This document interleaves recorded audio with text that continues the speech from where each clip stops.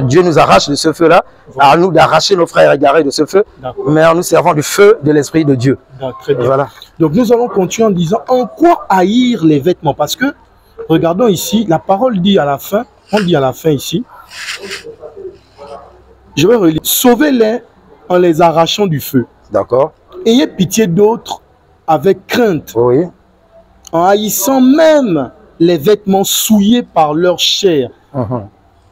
Haïs, on les sauve avec crainte, mais en haïssant la tunique. Bon. Pourquoi ou en quoi haïr les vêtements souillés? Oui, si vous le permettez, papa évangéliste, dans notre version, on parle de tunique. Hein. Voilà la tunique qui représente, on va le dire comme ça, de manière simple, qui représente le sacerdoce que nous portons. Nous qui avons déjà pris part à l'apostolat du Christ, donc évangéliste, pasteur, diacre, nous avons cette tunique-là spirituelle en nous. Il y en a qui l'ont souillé. C'est-à-dire que lorsque vous vous égarez, vous allez vers des feux étrangers, vous épousez des feux étrangers, évidemment, vous souillez. Vous souillez votre intérieur. Quoi que vous ayez au départ établi une alliance avec le Seigneur, mais lorsque vous vous éloignez de lui, vous vous égarez, vous souillez ce que vous avez reçu. Vous souillez le sacerdoce. La tunique, c'est le sacerdoce. Voilà. Certains biblicistes vont dire que la tunique représente les choses les plus intimes et profondes du monde spirituel. C'est-à-dire que tout ce que nous avons de spirituel, d'intime au-delà de nous. Voilà, parfois nous faisons un, notre corps fait un avec la tunique. Voilà pourquoi le Christ faisait un avec sa tunique. De telle sorte que lorsque la femme qui souffrait la perte de sang a voulu normalement le toucher, lui, et finalement elle est tombée, ne fût que sur la tunique. Donc en tombant sur la tunique, elle est tombée sur le Christ. Donc le Christ faisait un avec la tunique. Donc la tunique représente le Christ. C'est ce que nous avons de plus précieux en nous. Donc il y en a, lorsqu'ils s'égarent, lorsqu'ils vont épouser des dieux étrangers, lorsqu'ils vont vers des feux étrangers, voilà, ils souillent leur tunique. Et nous, lorsque nous allons les récupérer, parce que la parole dit sauvez-les. Avec crainte. Avec crainte, oui. On va les sauver tout en restant nous-mêmes. Nous-mêmes. Oui. Voilà, et on va sauver celui qui est déjà en Égypte sans pourtant devenir égyptien. Voilà. On va sauver le païen avec une attitude de Paul, une attitude pauliste. Voilà, tout en faisant en sorte que nous ne perdions pas ce que nous avons. Donc je ne vais pas sauver celui qui a déjà souillé sa tunique en allant embrasser sa tunique ou en allant échanger ma tunique contre la sienne. Donc je suis chrétien à d'épices, je sais ce que j'ai comme héritage en moi. Je vais sauver celui qui est déjà en Ganga Misoko. Pourtant c'était un grand prophète, il devient Ganga Misoko. Mais quand je vais le sauver avec les réflexes, les repères qui sont les miens. Je vais juste les lui rappeler. Voilà, mais je ne vais pas m'initier en Ganga Misoko pour devenir d'abord pour être comme lui et pouvoir mieux le copter. En Christ, cela ne nous est pas permis. Oui. Voilà. Il nous est permis d'être au milieu d'eux, même si les Écritures nous disent de sortir du milieu d'eux, mais pour des raisons de conquête d'âme. On peut être au milieu d'eux, mais sans pourtant être comme eux. Voilà. Donc, nous arrivons avec notre tunique encore pure, récupérer celui qui a déjà souillé sa tunique, mais sans pourtant vouloir salir la nôtre, sans pourtant souiller la nôtre. Mais non, pasteur, je vais essayer de contextualiser avec les assemblées de Dieu de Pentecôte. Aux ADP, il y a ce qu'on appelle un brûleur de fétiche. D'accord. C'est une petite anecdote. Ouais. C'est-à-dire c'est un monsieur qui veut se convertir et qui a été convaincu par la parole de Dieu. D'accord. Il va apporter ses vêtements, par exemple, c'est pour que les téléspectateurs comprennent. Justement. Il va apporter à la permanence tous ces accessoires, oui. Pour que ces accessoires soient brûlés. Oui. Et parmi ces accessoires, il y avait par exemple des vêtements, oui. Voilà.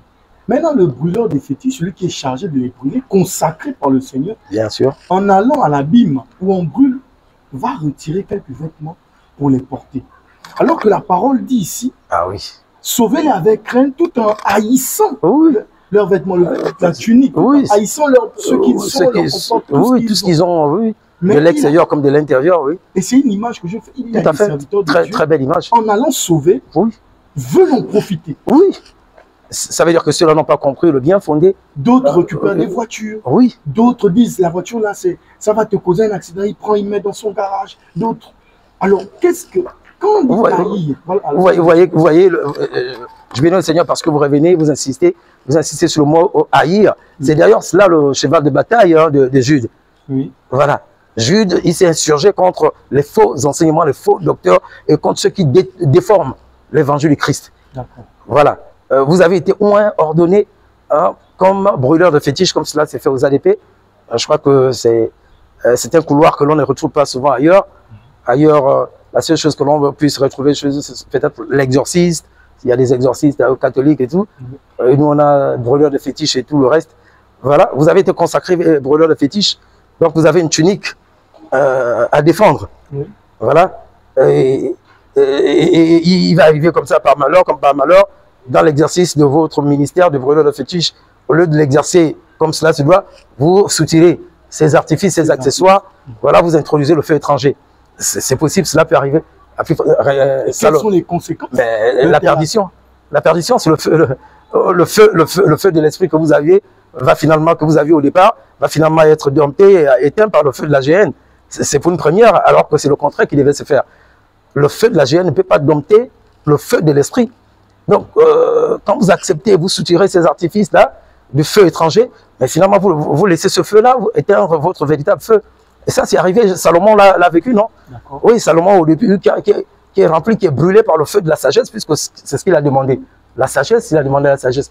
Le feu de la sagesse brûle en lui, et vers la fin de son règne, il se laisse conquérir par les feux étrangers, les feux amenés par ses nombreuses concubines. Voilà, c'est l'un des rares exemples, hein, évidemment, avec David, évidemment, qui a exprimé les deux feux. Mais là, Salomon, c'est l'un des exemples. Je vous remercie pour cela. Or, il est question pour nous d'haïr ce genre de pratiques. Je laisse on est pasteur, par exemple, on veut sauver une brebis, mais on dit à la brebis, non, pour être sauvé, il faut donner ta voiture. Ta voiture, il faut donner des sacs de ciment, voilà, il faut même donner ta maison. Ta maison. Non. Bon, voilà. Et là, c'est le feu de la cupidité, le feu du matérialisme. Il faut haïr ce vêtement-là qui est corrompu. Hein, la vilité, la soif de pouvoir, la cupidité, le matérialisme.